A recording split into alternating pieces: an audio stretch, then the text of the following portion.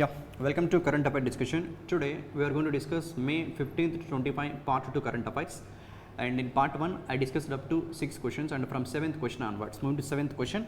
7th question is all about mana MSME regulator. India lo MSME regulator SIDBI, Small Industries Development Bank of India. Recently 2024-25 financial year FY25 financial ఇయర్కి సంబంధించి మన ఇండియాలో ఉన్నటువంటి MSMEs యొక్క exports performance ఎలా ఉంది అని చెప్పి సిడ్బి రిపోర్ట్ రిలీజ్ చేసింది. That report understanding the Indian MSME sector progress and challenges. Okay, so almost this many MSMEs and 19 సెక్టార్స్ని కవర్ చేస్తూ మ్యానుఫ్యాక్చరింగ్, సర్వీసెస్, ట్రేడింగ్ ఈ మూడింటిని ఇంక్లూడ్ చేస్తూ రిలీజ్ చేసినటువంటి రిపోర్ట్ ఇది. మన ఇండియా మొత్తం ఎక్స్పోర్ట్ చేస్తున్న ఎక్స్పోర్ట్స్లో మన ఇండియా నుంచి out of India, that is rest of world, remaining world మొత్తానికి మనం చేస్తున్న exports last financial year number almost this is the figure 750 to 800 billion dollars. ఇందులో nearly 45.7%, okay, 45.7% of total exports only MSME సెక్టార్సే contribute చేశాయి, MSME కంపెనీసే contribute చేశాయి. And further if you see the importance of MSMEs in our economy, మన Indian మొత్తం GDP 330 trillions. ఇది in terms of rupee, not dollars, I'm talking about rupee. Dollars approximately $4 trillion ఉంది. Okay, so మన Indian మొత్తం జీడిపిలో 30%, ఇందులో 30% GDP only MSMEs నుంచే వస్తుంది. అండ్ 11 crore పైగా ఇండివిజువల్స్ ఎంఎస్ఎంఈ పైన డిపెండ్ అయ్యి జాబ్స్ చేస్తున్నారు. అండ్ సో FY23 నుంచి FY24, FY25 exports contribution MSMEs నుంచి మీరు అబ్జర్వ్ చేస్తే 43.5 నేను ఉన్న నెంబర్ కాస్తాం FY23లో, అండ్ FY25లో that figure increase to 45.79%. And even ఉమెన్స్కి సంబంధించినటువంటి ఎంటర్ప్రినర్షిప్లో కూడా there is a improvement when you compare with FY23 23% almost, and FY24 26% almost. Okay, so apart from these figures you should remember SIDBI headquarter, it's in Lucknow, Uttar Pradesh, establishment 1990, and present chairman managing director Manoj Mittal, right? So other important point, మన ఇండియాలో ఉన్నటువంటి any MSME, micro small and medium enterprise, ministry of commerce and industry maintain చేసే ఒక web portal ఉంది, that is Udyam registration portal. ఈ పోర్టల్లో registration అయితే 19 character Udyam registration portal ఐడిని ప్రొవైడ్ చేస్తారు. ఎలాగైతే మనకి ఇండివిజువల్స్కి ఆధార్ నెంబర్ ఉందో, ఇన్ ద సేమ్ మేనర్ ప్రతి ఎంఎస్ఎంఈకి ఇది URP ID, that is Udyam registration portal ID 19 digits ఉంటాయి. ఓకే, అండ్ ఉద్యమ్ యూఏఎం ఐడి ఇంకోటి ఉంటుంది, దాంట్లో 12 digits ఉంటాయి. Okay, right. అండ్ 2024లో దిస్ మెనీ ఎంఎస్ఎంఈస్ రిజిస్టర్ అయితే ఆ పోర్టల్లో, దట్ ఈస్ 2.5 crore అయితే జస్ట్ ఇన్ స్పాన్ ఆఫ్ 1 yearలో that number reach to now 6.2 crores, right? So that's the 7th question. Important points that you should focus here. See, regulator of MSMEs SIDBI. MSMEs regulated by SIDBI, Small Industry Development Bank of India. Next, MSME classification based upon capital and its turnover. A company యొక్క capital, company యొక్క turnover. Micro, small, medium enterprises. Simply 2.5 crores capital, 10 crore turnover, 25 crores capital, 100 crore turnover, and 125 crores capital, 500 crores turnover. ఇవి updated classifications recent బడ్జెట్లో మన finance minister Nirmala Sitharaman. Okay, capital base చేసుకొని, turnover base చేసుకొని. ఎగ్జామ్లో ఒక ఆర్గనైజేషన్ని micro ఎంటర్ప్రైజ్గా చెప్పాలంటే capital ఎంతవరకు and turnover ఎంతవరకు, ఇలా ఉంటాయి క్వశ్చన్స్. స్మాల్కి అయితే 25 crores and turnover up to 100 crores, వెరాజ్ మీడియంకి అయితే 125 crores capital and 500 crores turnover. Okay, so these are the things about first question, that is 7th one. Next move to question number 8th one. So 8th question is all about this particular price, that is world food price. World food price, what is this price అంటే ఈ world food ప్రైజ్ని establish చేసినటువంటి personality Norman Borlaug. ఈయన American scientist, agriculturist in fact. Norman Borlaug మన ఇండియాలో father of green రెవల్యూషన్గా ఎంఎస్ స్వామినాథన్ని మాట్లాడతాం. ఇన్ ద సేమ్ మేనర్ వరల్డ్కి ఫాదర్ ఆఫ్ గ్రీన్ రెవల్యూషన్గా ఈ పర్సనాలిటీని చెప్తూ ఉంటారు. Father of green revolution world wide Norman Borlaug. ఈయన అగ్రికల్చర్ సైంటిస్ట్ అండ్ ఆయన ఎస్టాబ్లిష్ చేసినటువంటి ఈ particular world food prize every year presentation చేస్తున్నారు. And this food prize with a prize money of nearly $500,000. Okay, $5 లక్షల ఉంటుంది. ఆల్మోస్ట్ ఇండియన్ కరెన్సీలో 4 నుంచి 5 కోట్లు. ఓకే, ఎవరికి ఇస్తారంటే దిస్ వరల్డ్ ఫుడ్ ప్రైజ్ని any individuals in agriculture, nutrition, food technology, policy, soil science and hunger alleviation. అంటే like if you see the World Food Prize is the most prestigious global award recognizing contributions to ఏ సైంటిస్ట్లు అయితే food quantity increase చేయడంలో, food quality ఇంప్రూవ్మెంట్లో and ఫుడ్ని affordable కాస్ట్కే accessible అయ్యే విధంగా production చేయడంలో ఎవరైతే contribution చేసి ఉంటారో, ఎఫర్ట్స్ పెట్టి ఉంటారో సస్టైనబుల్ వేలో, అలాంటి సైంటిస్టుల్ని ఐడెంటిఫై చేసి అండ్ దట్ పర్సనాలిటీస్కి ఈ వరల్డ్ ఫుడ్ ప్రైజ్ని ఇవ్వడం జరుగుతుంది. దీన్ని 1986లో ఇంట్రడ్యూస్ చేశారు అండ్ ఫస్ట్ అవార్డు తీసుకున్న పర్సనాలిటీ మన ఇండియన్ పర్సనాలిటీయే స్వామినాథన్, ఎంఎస్ స్వామినాథన్ 1987లో తీసుకున్నారు. Okay, right. So this year eighth question, right. This year world food ప్రైజ్ని తీసుకున్నటువంటి personality Brazil country personality. Okay, Brazilian personality. ఆమె పేరు Mariangela Hungria. Okay, Mariangela Hungria, and she is actually 10th woman who up to now the ones who taken this particular world food prize. Okay, right. That's our 8th question. Next, simply what's the prize here? World food prize. And who is the personality? Mariangela Hungria. From which country she is? Brazil country. And what are the efforts that she has performed? And these are the things. The award honors Dr. Hungria's groundbreaking work in developing biological alternatives to chemical fertilizers. అంటే అగ్రికల్చర్లో chemical fertilisers కాకుండా like Gromor, DAP, urea, insecticides అని చెప్పి మన వాళ్ళు for అగ్రికల్చర్లో ఎక్కువగా use చేస్తూ ఉంటారు. అలాంటివి కాకుండా బయాలజికల్ ఆల్టర్నేటివ్స్ అంటే న్యాచురల్ ఫార్మింగ్, ఆర్గానిక్ ఫార్మింగ్ని ఎంకరేజ్ చేయడంలో ఈమె పెట్టిన ఎఫర్ట్స్ని గుర్తిస్తూ దిస్ అవార్డు ఇవ్వడం జరిగింది. Okay, simply 8th question. The thing is you should focus for examination purpose point of view. What is the prize here? World Food Prize. Who is the winner? Mariangela Hungria, and she is actually from Brazil and she is a microbiologist. Overall 10th personality who received this particular award. And World Food Prize ఏ personalities అయితే food quantity, food quality, food accessibility point of వ్యూలో contribution చేసి ఉంటారో వాళ్ళకి provide చేసే అవార్డే this world food praise.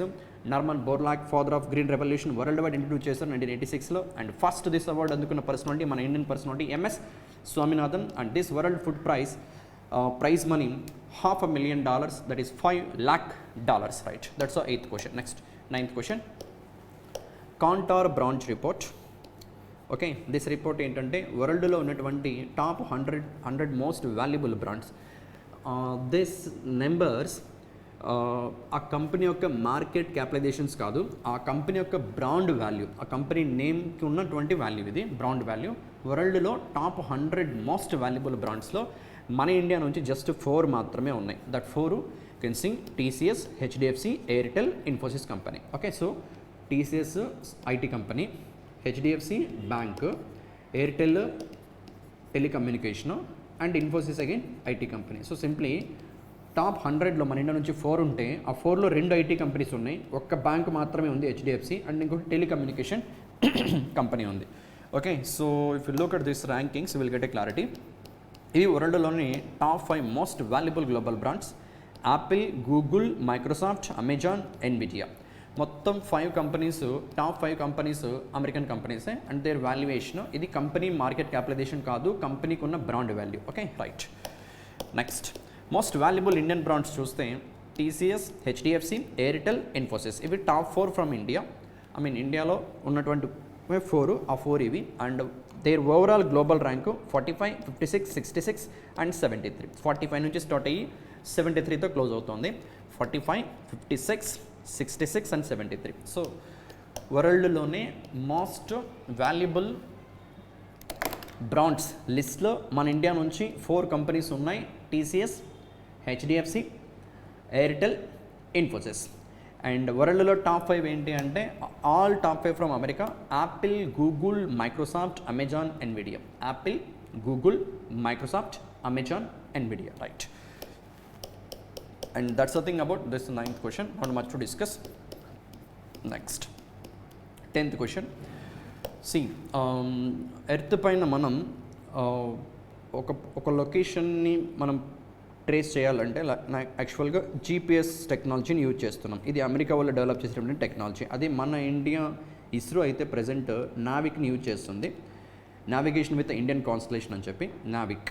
దీన్ని ఇనిషియల్గా IRNSS అనేవాళ్ళు, Indian regional navigation satellite system అని చెప్పి, అండ్ దీన్ని రీనేమ్ చేసిన తర్వాత this the name Navik, navigation with Indian constellation. Okay, so ఇది మన indigenous GPS kind of technology, but world wide GPS ఎక్కువగా ఫేమస్ కాబట్టి గ్లోబల్ పొజిషనింగ్ సిస్టమ్. అండ్ ఈ జీపీఎస్ సిస్టమ్ని ఎలాగైతే మనం ఎర్త్లో ఒక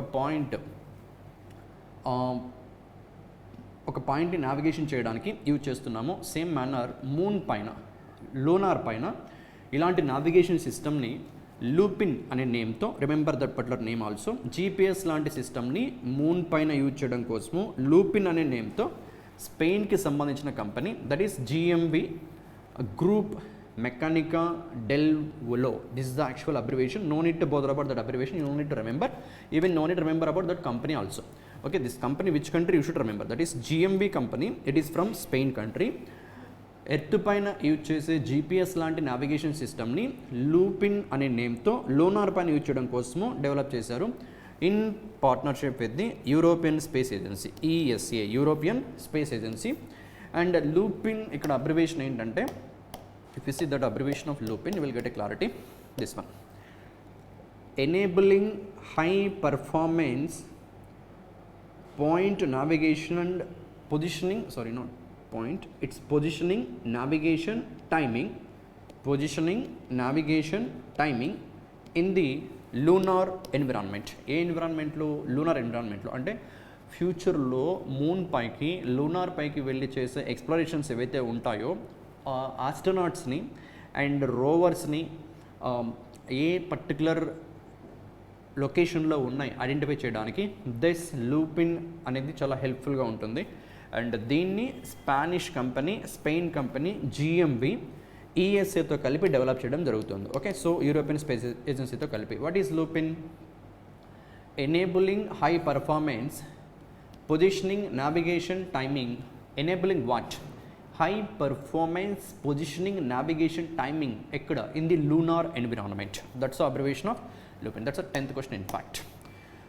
So that's the thing about 10th question. If you see that abbreviation, and this is PNT stands positioning, navigation and timing, and this system combines real time mapping with the existing lunar cartography. అంటే cartography అంటే particular planet గురించి study చేయడం కోసము provides real time positioning for ఎవరికి? astronauts-కి and rovers using signals from satellites orbiting around the moon. Okay, right. So that's a 10th question. రీసెంట్గా స్పెయిన్కి సంబంధించిన GMV company European space ఏజెన్సీతో కలిపి లాంచ్ చేసినటువంటి జీపీఎస్ నావిగేషన్ సిస్టమ్ పేరు that is Lupin, that will be used in lunar, that is on moon, and it will be helpful for the future astronauts as well as Rovers on moon, right? So that's a thing. Lupin abbreviation enabling high performance positioning, navigation, timing in lunar environment. That's the abbreviation. Next one to question number 11th one. Khelo India Youth Games. Khelo India Youth Games. ఈ games యొక్క major objective ఏంటంటే grass roots లెవెల్లో, అంటే very grass roots levels like small villages నుంచి, mandals, districts నుంచి, okay, state లెవెల్లో sports encouragement కోసము చిల్డ్రన్స్లో, యూత్లో ఎస్పెషల్లీ స్పోర్ట్స్కి సంబంధించినటువంటి స్కిల్స్ ఉంటే వాటిని రికగ్నైజ్ చేసి వాటి ఎంకరేజ్మెంట్ కోసము సపోర్ట్ ఇచ్చే ఆబ్జెక్టివ్తో లాంచ్ చేసినటువంటి ఇనిషియేటివే Khelo India youth games. Because international ఈవెంట్స్లో లైక్ ఒలింపిక్స్ కానీ, ఏషియన్ గేమ్స్ కానీ, కామన్వెల్త్ గేమ్స్ కానీ, ఇలాంటి గేమ్స్లో మన ఇండియా 140 crore పాపులేషన్ ఉంది. ఈ 140 crore పాపులేషన్లో మెడల్స్ విన్ అయ్యే పర్సనాలిటీస్ కౌంట్ చూస్తే లాస్ట్ టైం ఒలింపిక్స్లో, ప్యారిస్లో జరిగిన ఒలింపిక్స్లో మన count just even not double digit number, hardly 7 medals ఏమో వచ్చాయి మనకి. అంటే we can understand like 140 crore పాపులేషన్కి ఇంటర్నేషనల్ స్పోర్ట్స్ ఈవెంట్స్లో ఎంత ఇన్సల్ జరుగుతుందో, అండ్ వాటి ఇంప్రూవ్మెంట్ కోసమే, ఈ మెడల్ టాలెంట్ ఇంప్రూవ్మెంట్ చేయడం కోసమే గ్రాస్ రూట్స్ లెవెల్లో స్పోర్ట్స్కి ఎంకరేజ్మెంట్ ఇవ్వాలనే ఆబ్జెక్టివ్తో ఖేలో ఇండియా యూత్ గేమ్స్ని లాంచ్ చేయడం జరిగింది. అండ్ దిస్ ఈవెంట్స్ని every year ministry of youth affairs and sports, అలానే sports authority of India organise చేస్తారు. దిస్ 2025లో 7th edition, remember edition number 7th, and this was hosted by Bihar. And ఈ ఈవెంట్లో మొత్తం 28 స్పోర్ట్స్ని ప్లే చేయడం జరిగింది. అండ్ కొత్తగా ఈ స్పోర్ట్స్ని ఇంట్రడ్యూస్ చేశారు. ఆ స్పోర్ట్ ఏంటంటే సెపాక్ టక్రా. వాట్ ఈజ్ సెపాక్ టక్రా అంటే నార్మల్గా మనం వాలీబాల్ని హ్యాండ్స్తో ప్లే చేస్తాం కదా, అదే హ్యాండ్స్ కాకుండా లెగ్ ఫీట్తో ప్లే చేస్తే దాన్నే సెపాక్ టక్రా అంటారు. వాలీబాలే బట్ హ్యాండ్స్తో కాకుండా లెగ్ ఫీట్ ఏదైతే ఉంటుందో లెగ్స్తో ప్లే చేస్తే that is called sepak takraw. You can watch that particular videos in YouTube, will get a clarity. Okay, so 7th edition of Khelo India youth గేమ్స్ని బీహార్ హోస్ట్ చేసింది. అండ్ ఈ పర్టికులర్ 7th ఎడిషన్లో మొత్తం 28 స్పోర్ట్స్ని ప్లే చేయడం జరిగింది. కొత్తగా ఇంట్రడ్యూస్ చేసిన sport that is sepak takraw. Next thing, medals tally point of వ్యూలో ఇది 7th ఎడిషన్ అయితే అవుట్ ఆఫ్ 7 ఎడిషన్స్లో 5 times మెడల్ టాలీలో 5 టాప్ పొజిషన్లో ఉన్న state that is Maharashtra only. దాంట్లో మళ్ళీ 23, 24 అండ్ దిస్ ఇయర్ కన్సిక్యూటివ్గా 3 years అండ్ ప్రీవియస్ 19, 20లో మొత్తం 7th ఎడిషన్లో 5 times మెడల్ టాలీలో టాప్ పొజిషన్లో ఉన్నటువంటి state Maharashtra. And this year second spot Haryana, third spot Rajasthan. ఇవి టాప్ 3 స్టేట్స్. రెస్పెక్టివ్ మెడల్స్ కూడా ఉన్నాయి ఇక్కడ, మీరేం గుర్తుపెట్టుకోవాల్సిన పని లేదు. That figures just see the table here. Maharashtra, Haryana, Rajasthan, Karnataka, Delhi, ఇవి top 5 states. Okay, Maharashtra, Haryana, Rajasthan, Karnataka, Delhi. So in Indian map Maharashtra, Haryana, Rajasthan, Karnataka and నార్త్లో Delhi. Okay, so simply no state from eastern part of India on top 5. At least from south there is one state, Karnataka, it's in a 4th spot. And Maharashtra, Haryana, Rajasthan, then Karnataka, then again Delhi, right? And this year 7th edition logo, that is theme, ఏ థీమ్తో ఈ స్పోర్ట్స్ని play చేయడం జరిగిందంటే కేల్కే ర్యాంగ్ బీహార్కే సాంగ్. కేల్కే ర్యాంగ్ బీహార్కే సాంగ్. And mascot Gajasimha. గజసింహ అంటే ఇక్కడ లైక్ ఎలిఫెంట్ బాడీతో లయన్ హెడ్తో, లయన్కు ఉండే స్ట్రెంగ్త్, ఎలిఫెంట్కి ఉండే నాలెడ్జ్ని మిక్స్ చేస్తే దట్ గజసింహ అని చెప్పి మస్కట్కి పేరు పెట్టడం జరిగింది. And the other key performances if you see this personality, Sairaj Pardesi Maharashtra నుంచి 3 నేషనల్ రికార్డ్స్ని బ్రేక్ చేయడం జరిగింది 81 kg వెయిట్ లిఫ్టింగ్ కేటగిరీలో. Sporting event weight lifting. Personality Sairaj Pardesi, state Maharashtra. Okay, so national records achieve చేయడం జరిగింది. And approach from that last time this event జరిగింది తమిళనాడులో. Okay, right. So that's all about this Khelo India youth games. The points that we need to focus. Edition number 7th, host state Bihar. And medal టాలీలో top spot Maharashtra, second spot Haryana, third spot Rajasthan. Next మొత్తం 28 sports, ఒకటి new sport sepak takraw. And other thing is these events were organized by the Ministry of Youth Affairs and Sports Authority of India. Okay, and the top 5 states here already: Maharashtra, Haryana, Rajasthan, Karnataka, Delhi. And what's the theme of this year Khelo India Youth Games ante Khel ke rang Bihar ke sang. Next thing, Gajasimha is the musket. And individual performances point of view lo national records ni weightlifting sports lo Sairaj Pardesi from Maharashtra. And Mizoram నుంచి first gold medal win అయిన personality this boxer Samuel జదింగ్. Okay, so that's all about this particular question. Next ముందు question number 12th one. So just read the information.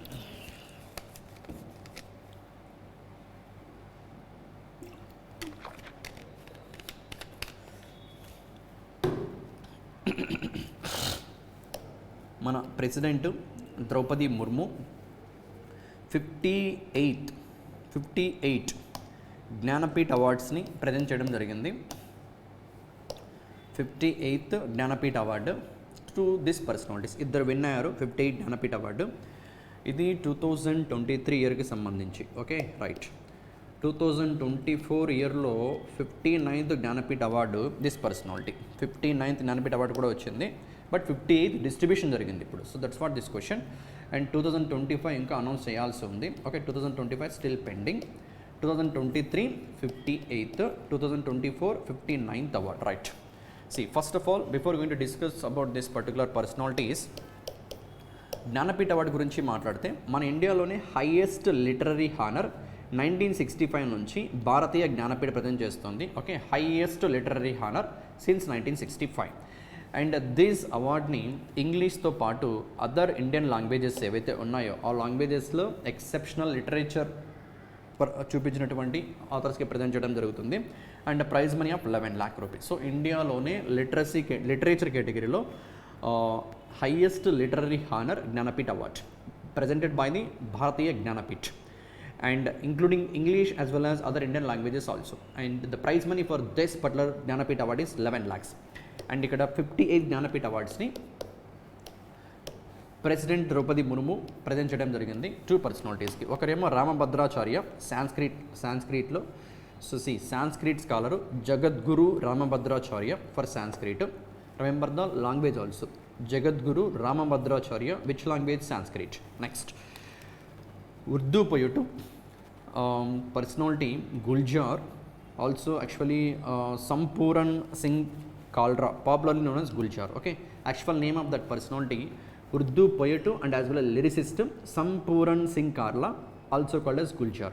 So ikkada question lo 58th Jnanpith Award two personalities. Okaremo Ramabhadracharya for Hindi literature, and another personality Guljar, also called as Sampuran Singh Kalra, Urdu poet aina. And 59th Vinod Kumar Shukla. Okay, Hindi ki icharu Vinod Kumar Shukla, first personality from Chhattisgarh. Right, that's a 12th question. Right, next, and remember it's the highest literature honor presented by the Bharatiya Jnanpith with a prize money of 11 lakh rupees. Right, next, 13th question. So 13th question is all about glacier. What is a glacier? Yala glacier. Why it is in news? Glacier అంటే ఏంటంటే మంచు పర్వతం. Okay, Himani నదులు అంటారు, లేదు మంచు పర్వతం అంటాం. మౌంటైన్స్లో హిమాలయాస్ తీసుకుంటే మనం, అవి మంచు పర్వతాలు ఎవ్రీ మినిట్ స్నో పడుతూ అలా లేయర్స్గా ఫామ్ అయిపోయి, అండ్ ఆ హిల్ అంతా కూడా, ఆ మౌంటైన్ అంతా కూడా ఒక మంచుతోనే కప్పబడి ఉంటుంది. దట్స్ వాట్ మంచు పర్వతం అని చెప్పి మాట్లాడతాం తెలుగులో. యాక్చువల్గా గ్లోబల్ వార్మింగ్ ఇంక్రీజ్ అవ్వడం వల్ల, గ్లోబల్ వార్మింగ్ వల్ల, దట్ ఈస్ టెంపరేచర్స్ రైజ్ అవ్వడం వల్ల ఇలా గ్లేషియర్స్లో ఉన్నటువంటి ఐస్ ఆర్కిటిక్లో ఉన్నటువంటి ఐస్ షీట్స్ ఏవైతే ఉన్నాయో లిక్విడ్ ఫామ్లో కన్నా కన్వర్ట్ అయితే కంప్లీట్గా, ఓకే, ఓషియన్ లెవెల్స్, వరల్డ్లో ఉన్నటువంటి ఓషియన్స్ ఏవైతే ఉన్నాయో సీ లెవెల్ ఏదైతే ఉందో 70 meters ఇంక్రీజ్ అవుతుందంట. 70 meters మొత్తం వరల్డ్లో ఉన్న మొత్తం గ్లేషియర్స్ అండ్ ఆర్కిటిక్లో ఉన్నటువంటి ఐస్ షీట్స్ అన్నీ కూడా కంప్లీట్గా లిక్విడ్ ఫామ్లో కన్నా కన్వర్ట్ అయిపోతే 70 meters సీ లెవెల్స్ పెరిగిపోతాయి. 70 meters సీ లెవెల్స్ కన్నా ఇంక్రీజ్ అయితే కొన్ని కంట్రీస్, యూరోప్లో నెదర్లాండ్ లాంటి కంట్రీస్ అయితే ఎగ్జిస్ట్ అయ్యే ఉండవు, కంప్లీట్గా సబ్మర్జ్ అయిపోతాయి. ఎలాగైతే మనకి గుజరాత్లో ద్వారకా నగరం అని చెప్పి ద్వాపరయుగంలో ద్వారకా నగరం వాటర్లో మునిగిపోయిందో, సేమ్ మేనర్ నెదర్లాండ్, అలానే మన ఇండియా తీసుకుంటే సౌత్లో చెన్నై, వైజాగ్, నెల్లూరు, ఈస్ట్లో కోల్కతా, ముంబై మొత్తం అన్నీ కూడా వాటర్లో సబ్మర్జ్ అయిపోతాయి. అంటే ఆ పర్టికులర్ సిటీస్ అనేవి ఎగ్జిస్ట్ అయి ఉండవు. Okay, because there mean sea level ఈ 70 meters కన్నా ఇంకా బిలోనే ఉంది. నాట్ ఓన్లీ దట్ సిటీస్, ఏ లొకేషన్స్ అయితే ఇండియాలో 70 meters కన్నా సీ లెవెల్కి బిలోలో ఉన్నాయో ఆల్టిట్యూడ్, మొత్తం లొకేషన్స్ అన్నీ కూడా వాటిలో సబ్మర్జ్ అయిపోతాయి. Okay, so there is a high time now that we need to focus to reduce and global warming. This is one of the practical example. This glacier, Yala glacier అనేది ఒక మంచు పర్వతం ఎక్కడుందంటే నేపాల్లో.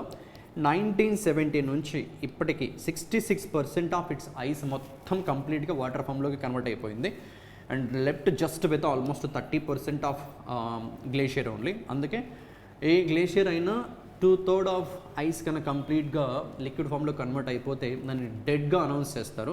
అండ్ ఇక్కడ డెడ్గా announce చేయడమే కాకుండా ఫునరల్ యాక్టివిటీని కూడా పర్ఫామ్ చేస్తారు. నార్మల్గా మనుషులు మనం చనిపోతే ఎలాగైతే కర్మకాండాలు చేస్తారో the same manner funeral activity కూడా కంప్లీట్ చేశారు. ఇలాంటి కైండ్ ఆఫ్ హానర్ దక్కించుకున్న ఫస్ట్ గ్లేషియర్ మన ఏషియాలో. Okay, and that is Yala glacier. ఎక్కడుందంటే నేపాల్. అండ్ వరల్డ్లో ఇలా అదర్ 2 గ్లేషియర్స్ కూడా సచ్ మెమోరియల్ని పర్ఫామ్ చేయడం జరిగింది. ఒకటి Okjokull, it is in ఐస్లాండ్లో ఉంది. ఇంకోటి అయోలోకో, ఇట్స్ ఇన్ మెక్సికోలో. 2021లో అయోలోకోకి, 2019లో ఓకే జోకుల్కి కూడా ఇలాంటి కైండ్ ఆఫ్ ఫనరల్ యాక్టివిటీని పర్ఫామ్ చేయడం జరిగింది. Okay right. And even this ఇయర్ని 2025 ఇయర్ని ఇంటర్నేషనల్ ఇయర్ ఆఫ్ గ్లేషియర్స్ ప్రిజర్వేషన్గా కూడా యునైటెడ్ నేషన్స్ సెలబ్రేట్ చేస్తుంది. International year of cooperatives and international year of glacier ప్రిజర్వేషన్గా కూడా. Both you should remember both the things as per your examination point of view. See, international year of glaciers preservation, and every year we celebrate March 21st as a World Day for Glaciers, and 2025ని international year of కోఆపరేటివ్స్గా కూడా celebrate చేస్తున్నాం. Okay. And apart from that if you look at the information year 2000 నుంచి 2023కి అంటే span of 23 ఇయర్స్లో మొత్తం glaciers అన్నీ కూడా లాస్ట్ అయినటువంటి ice nearly 654 billion tons of ice, causing 18 millimeter rise in global sea levels. Every 1 millimeter, యాక్చువల్గా 1 metre అంటే 100 centimetres, 1 centimetre అంటే 10 millimeters, అంటే అంత small measurement. That small measurement 1 millimeter sea levels increase అయినా కూడా 2 to 3 lakh పీపుల్ ఫ్లడ్స్కి effect అవుతారంట. Okay, every year.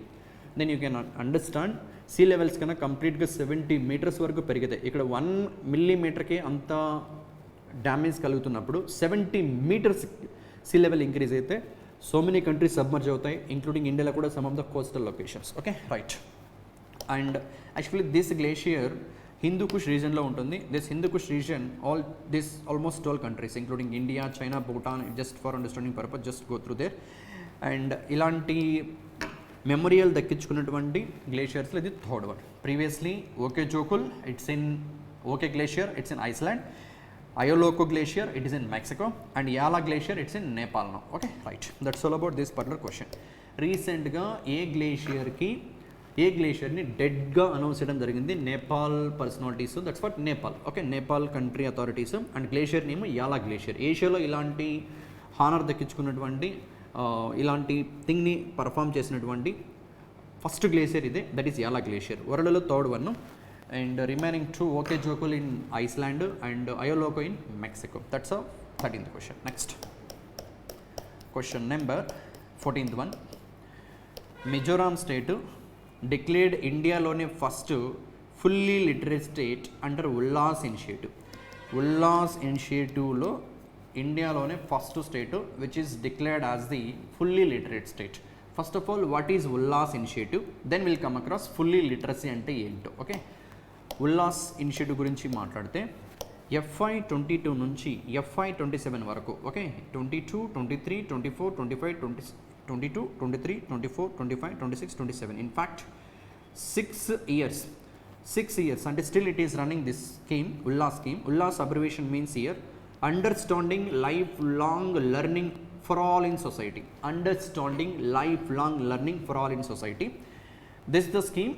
And ఈ స్కీమ్ని మినిస్ట్రీ ఆఫ్ ఎడ్యుకేషన్ లాంచ్ చేసింది. సెంట్రల్ గవర్నమెంట్ స్పాన్సర్ చేస్తుంది. మొత్తం అవుట్లే ఫర్ దిస్ 6 yearsకి 1037.9 crores.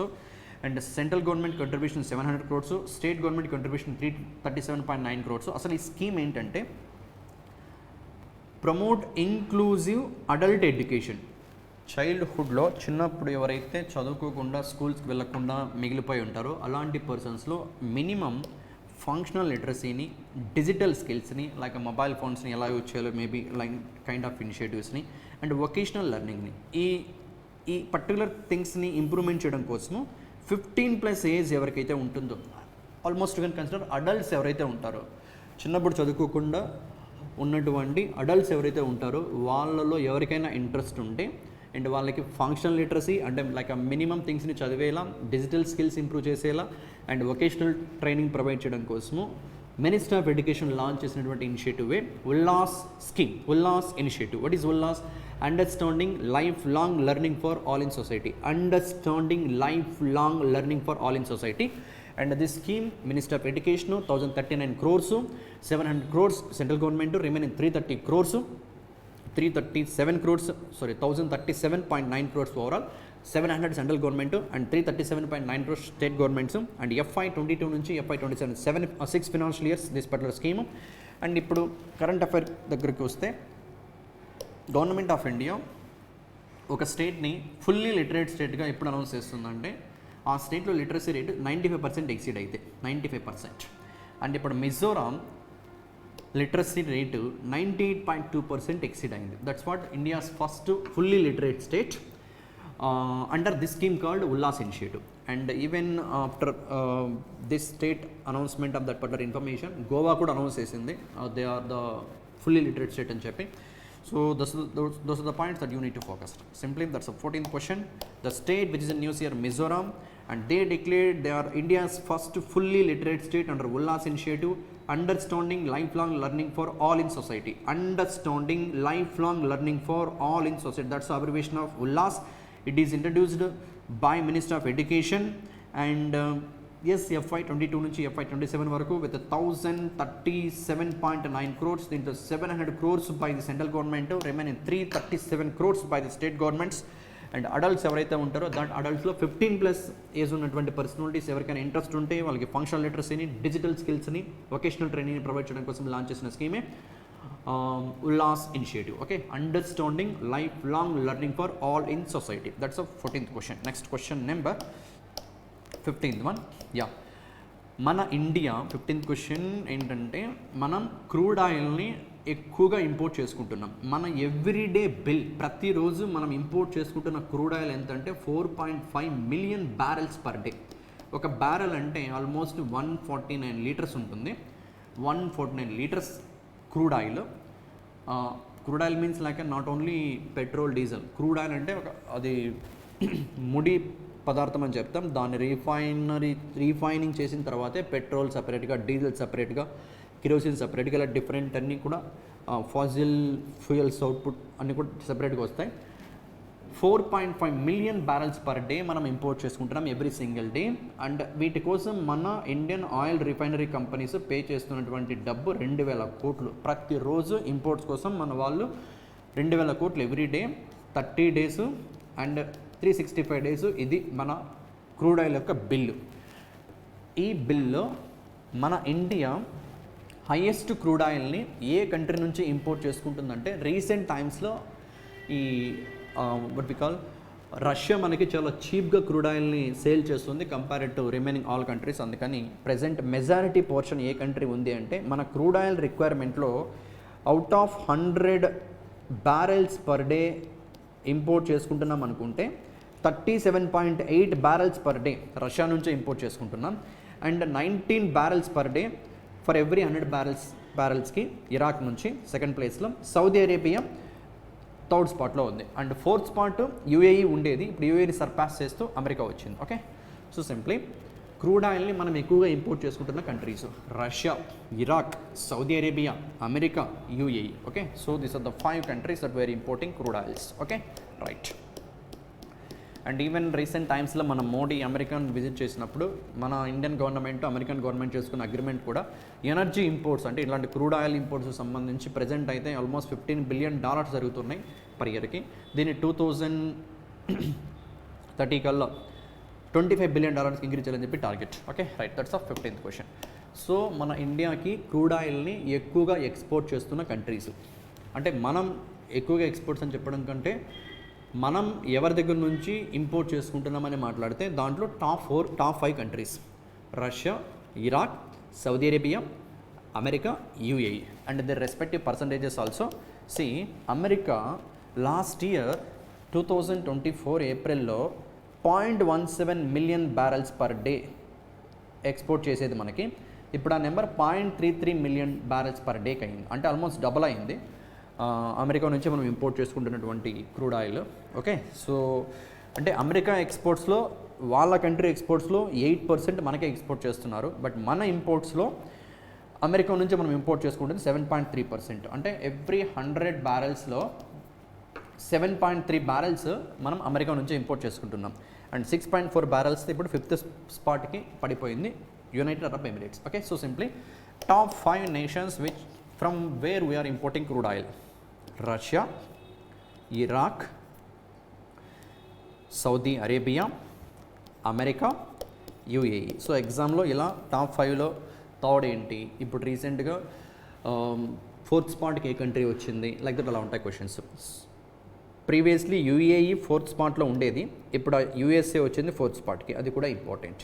రష్యా టాప్లో ఉంది, ఇరాక్ సెకండ్ స్పాట్లో ఉంది, సౌదీ అరేబియా థర్డ్ స్పాట్లో ఉంది, America fourth spot and UAE fifth స్పాట్లో ఉంది. Russia with almost 37.9%. Actually last year అయితే రష్యా నుంచి 40% ఉండేది, ఇప్పుడు కొంచెం అమెరికాకి ఎక్కువ ఇంపోర్ట్స్ని చేసుకోవడం వల్ల అమెరికా నుంచి అండ్ ఈ పర్సెంటేజ్ కొంచెం తగ్గింది. But still Russia is the major partner for us in terms of crude oil imports, right? That's our question 15th one. Next question 16th, in fact last question of this part 2. India's largest private bank HDFC Bank MSMEs కోసము సెపరేట్గా బిజ్ plus current అకౌంట్స్ని start చేయడం జరిగింది, offer చేస్తుంది.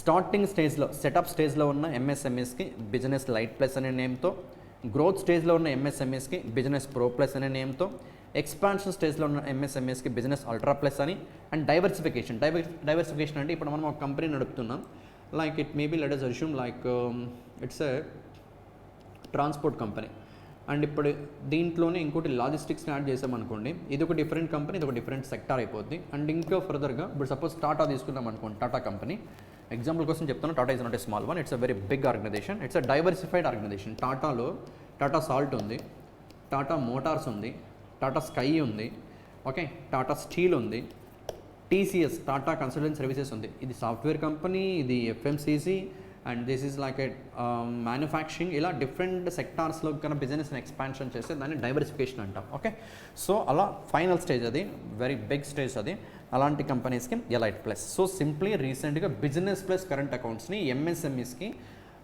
Provide చేయడం కోసము ఏ bank initiative తీసుకుందంటే HDFC bank. Okay, bank head quarter Mumbai. Okay, so that's a thing, part 2 discussion, and remaining questions we'll discuss in next classes, right?